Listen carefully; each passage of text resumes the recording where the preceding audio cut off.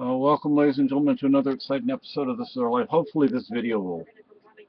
Hope I don't start having that problem again with my videos crashing before I finish them.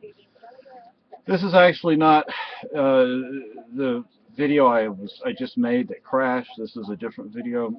This is for some people over on the Stop Free Teen page on Facebook.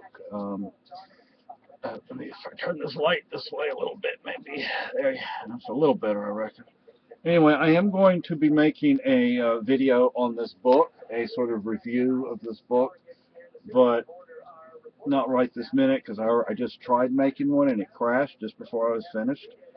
But the one thing I will say about medical cannabis versus the Keen Brown shirts, all they want to do is smoke it and get high.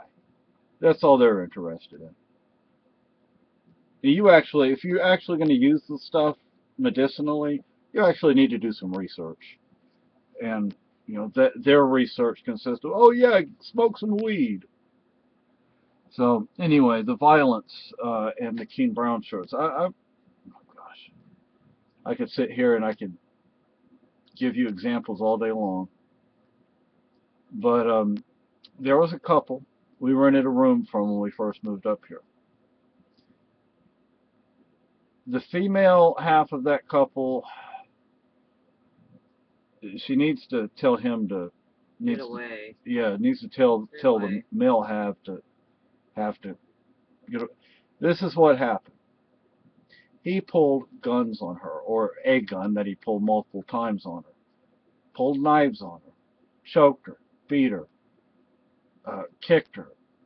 And see, the thing is, he's not the only one that does things like that. He's a long way from the only person, yet they claim to be peaceful. There's nothing peaceful about them. Now, uh, she owned that trailer, but he tried to run everything, and she wound up losing the trailer to back taxes because he said, no, we're not going to pay the taxes on it. So she lost the trailer. And there are ways to do things. I mean, I've my wife and I are old enough, we've seen enough, we remember enough, we've heard enough, we've done enough. There are ways to bring about change, and I'll say this again. I'm originally from Cadiz, España, and Cadiz, Spain, and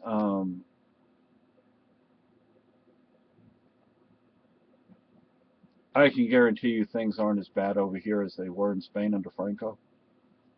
Not even close. Are they getting that way? Maybe, but are they that way? No. Um, does the government have the capability? Of course. Any government has the capability of being like the fascists in Spain did. But, with all honesty, it's the Keen Brown shirts, I call them the Keen Brown shirts, the Keen activists, that are the ones I'm most afraid of. I'm not afraid of Joe Average and Keen. I'm more concerned with what the Keen Brown shirts might do than I am with those currently in a position of power or authority in Keen. I'm not that concerned with what those in authority in Keen might do. I'm not saying that they've never overstepped their bounds or anything. I'm sure they have. Nobody's perfect. We're all human beings. But we've seen guns. The Keen Brown shirts, lots of guns. They move them around, so hopefully, in case there's a raid, maybe they won't get found. The convicted murderer, Mark Edgington, yes, that's his name. I've seen him with a sidearm on his hip. So I found out yesterday or today that not convicted felons not allowed even be around guns.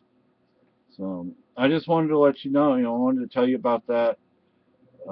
There's a reason we ran from that house, and we got absolutely no support whatsoever from the Keene Brown shirts, even though it turned out, we found out after the fact that they already knew what this guy was doing. And they're like, so what? I'm like, so what? You put us into the middle of a deadly situation. And so what? My foot.